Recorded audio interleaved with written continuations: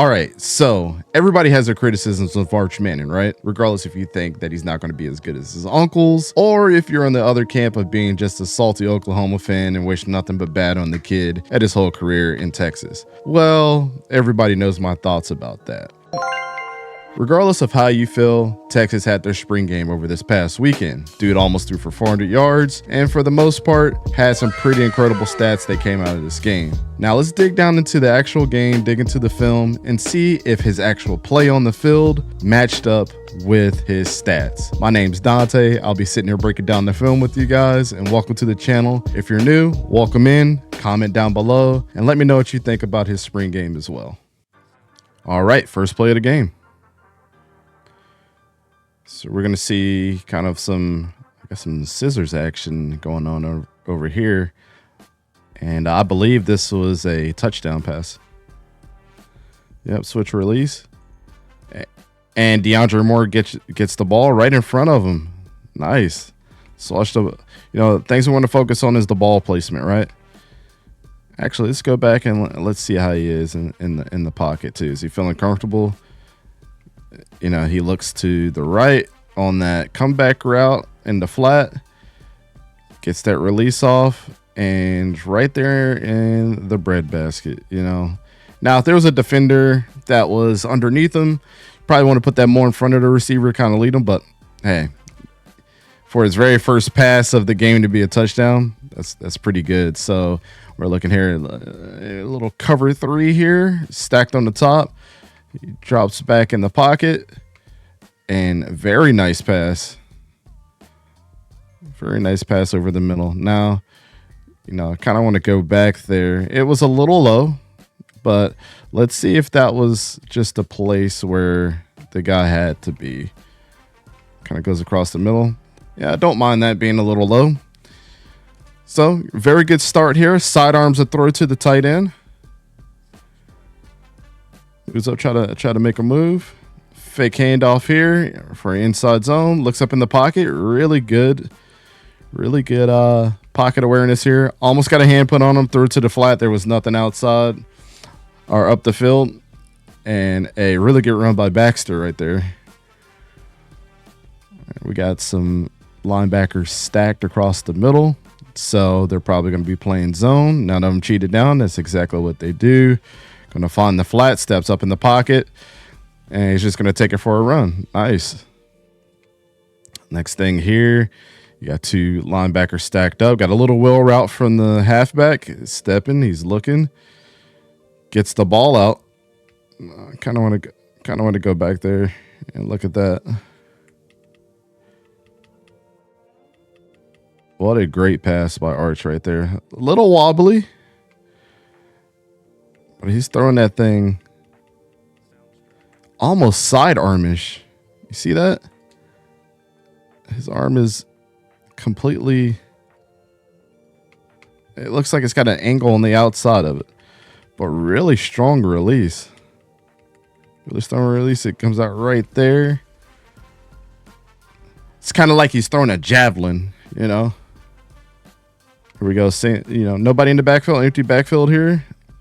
Very nice, strong arm. Whatever he did in the offseason, he's definitely improved on his throwing. The ball's coming out a lot stronger, a lot smoother. He's feeling more comfortable in the pocket.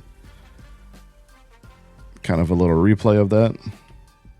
So Jaden Blue is another good guy in their backfield to keep an eye on. I was actually more impressed by him than Jonathan Brooks last year. So let's see. Gonna get out, stop back in the pocket. A little comeback route on the front side. Let's go. Like that. Matthew Golden. Drops back here. Clean pocket. Strong pass. Those passes got to come out quick on those curls and comeback routes. Another throw in the flat. Nothing too special there. Upfield. Ooh, just missed that little backside comeback there. Backside curl, I mean. Just a little bit of miscommunication. I think he was expecting him to get high on that, but who knows. Get a little bit of motion action here. 85 in motion up to the top side. So we got a little bit of 11 personnel going on. Drops back. Very strong base. What a wonderful pass. What a great pass by Arch right there. I think that's the play that I actually saw on the broadcast, and they were saying it was a little too high, but that was, to me, that was perfect placement. Sidearming another throw right there to Baxter. Another pass in the flat. So I guess they're just starting to get started upfield. I believe they lost this game on the white side by like 1 point. Here we go. Ooh, nice. Let's see. Fake handoff here with pressure coming in his face. Had to jump up and grab that one. Isaiah Bond, transfer from Alabama. I think he gets a couple more catches from looking at the box score earlier. There we go. Jonte Cook right there.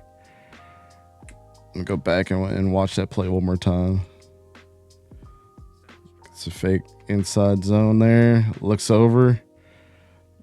Found a little cushion in the coverage. That was the correct pass. I like what I'm seeing. Isaiah Bond in motion.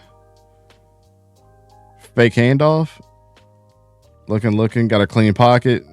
And I would have liked to see the throw downfield, but you can't really see from the broadcast exactly where the guys are lined up. Little inside curl. Nothing special. Fake handoff. Another little sidearm pass in the flat. So we got motion for number 0. So they're going to have trips. Look up. Oh, just a little high. But I like the idea. I like the idea out of Arch. This is an improvement from last year because he was short arming these type of throws. Very comfortable in the pocket.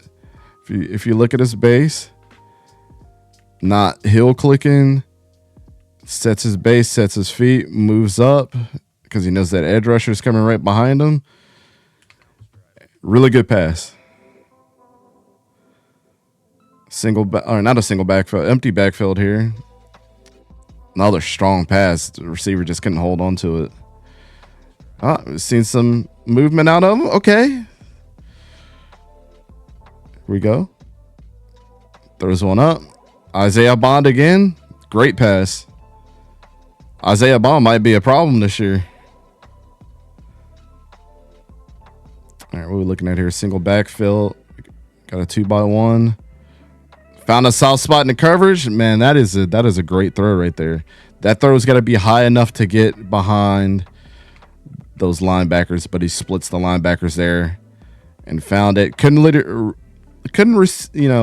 them up into coverage because you force a ball coming off the tips of the hands or behind because you had a guy there too. It had to be just right on the. We like to call that on the route throws. Steps up in the pocket. Not really sure who he was throwing to. Guess he was just getting rid of the ball. Number 8 in motion here. Got a 2x1 set. 11 personnel. Rolls out. It's looking. And it seems like number 1 got caught up down there, but we'll see. Out in the flat. Just trying to get the first down. Moving the ball. I believe this is the last play of the game here. Rolls out. And he's just trying to Hail Mary it. And was a little short off target. Man, I got some thoughts on this one. All right, so some initial thoughts, man. Way better than what we saw last year in the spring game. He was very anemic. Those short arm throws, it just looked like he wasn't all the way ready to be a college quarterback. Put on a lot more size. One thing that I'm super impressed by is his pocket presence. It seems, and of course, having a Hall of Fame family as far as quarterbacks, you're going to be a little bit more comfortable and you're going to look like a quarterback. Just watching and being coached by those guys, and he looks like a ready to go quarterback. Grows how I feel about the kid. If it was me, and I've said this before and I'll say it again live here on camera, enter the transfer portal, man. get out of Texas because Quinn Ewers, he's got that job locked up. So I'm not really sure. I'm not really sure exactly the move that you want to make. I mean, if you want to stay at Texas, you got, I believe 3 more years of eligibility, and you're definitely going to be the guy. But if you want to make an immediate impact, Oklahoma's still got a little bit of a quarterback thing going on, a little bit of controversy, but who knows what's going to happen there. As far as my thoughts on this whole thing, I would really like to see him just keep preparing himself the way that he has. Stay quiet, get down, in the dirt, learn from Quinn, suck every little bit of juice out of him because it's probably going to be the best person to learn from. Don't want to go to Oklahoma. I mean, you have Casey Thompson's out there, but this is like his 7th year eligibility, and he hasn't really, moved the needle ever since he was previously at Texas before he transferred out to Nebraska and FAU and all that stuff. And we all know his story. And if you haven't, go look, man. The dude's been so injured throughout the years, but I like the spring game. I like what he did. I like the throws that he was making. It seemed more on target. The ball's coming out way faster than they used to, and it's way more accurate. And we saw a little bit of his mobility too to make plays. So I'm excited to see him play. Like I said, I'm not the biggest fan of him for some of the stuff that he's done, as of late, but that's just my morals and my personal gripes with him. But I don't wish anything bad on the kid. Let's see what happens. Nothing's guaranteed, but Steve Sarkisian said that there's no competition, that Quinn's the guy. With as much stature as you have right now after the spring game, I would probably dip my toe in the transfer portal and see if I could be an immediate impact on the team this year and just get that experience out the way, and we'll see what the next year after this looks like for Archman, and once he gets those lumps and those bumps. But it is spring game, take it with a grain of salt, but it is nice to see those things as well. And you can't ignore the fact that the kid was like 8'10", and out of a scale of 100, he's like at an 85 now. So as far as improvement. But yeah, man, this has been Dante. Let me know what you guys thought about his spring game right at the bottom in the comments, and hope to see you guys on the draft stream tonight. Yeah, everybody take it easy.